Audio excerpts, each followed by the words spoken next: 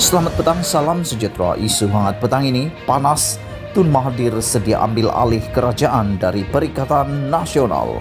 Berita sepenuhnya, Dr. Mahathir Mohamad mencadangkan Majlis Gerakan Negara Megaran ditubuhkan untuk mengambil alih pentadbiran kerajaan daripada Perikatan Nasional PN susulan kegagalan pakatan itu mentadbir negara ketika pandemik COVID-19.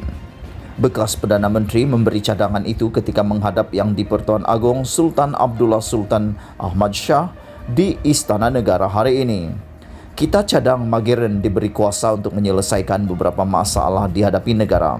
Namun penubuhannya bergantung kepada kerajaan PN kerana kerajaan yang ada ketika ini sahaja boleh mencadangkan supaya Magheren ditubuhkan kepada Agung, katanya pada sidang media secara maya selepas menghadap Al-Sultan Abdullah. Mengulas calon sesuai mengetuai Magheren, ahli Parlimen Langkawi itu menjelaskan perkara berkenan tidak disentuh ketika sesi menghadap. Namun beliau secara peribadi menawarkan diri sekiranya kerajaan mahu beliau kembali berkhidmat.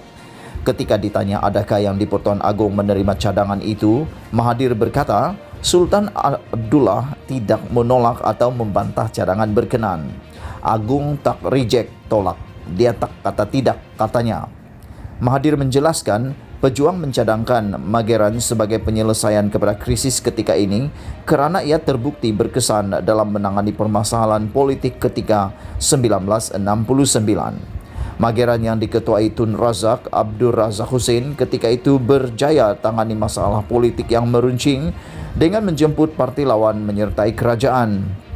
Ketika itu dasar ekonomi baharu ditubuhkan, Tun Razak berjaya stabilkan politik dalam negara, malah terus memerintah dengan majoriti lebih kuat.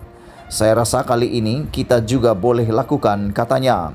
Bagaimanapun pemimpin berusia 95 tahun itu secara sinis berkata, cadangannya mungkin tidak akan diterima pimpinan Muhyiddin Yassin yang sejak awal lagi menentang penubuhan badan itu.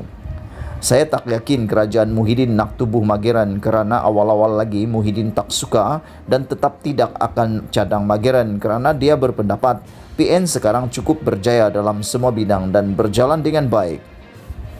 Pelaburan juga banyak masuk tetapi hakikatnya kerajaan yang ada sekarang ini tiada keyakinan rakyat dan mereka rakyat mendesak satu kuasa baharu ditubuhkan, katanya.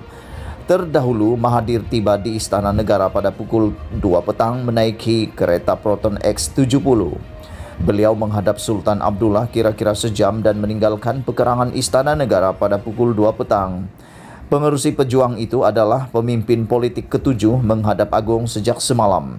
Ini kali pertama Mahathir menghadap Agong secara bersemuka selepas melepaskan jawatan Perdana Menteri pada Februari tahun lalu yang menyaksikan kejatuhan Kerajaan Pakatan Harapan PH.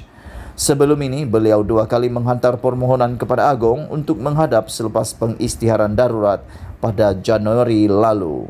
Sumber dari FMT dipetik daripada Info Negara Kini. Sekian isu hangat petang ini. Jangan lupa tekan butang subscribe dan kita jumpa lagi. Bye-bye.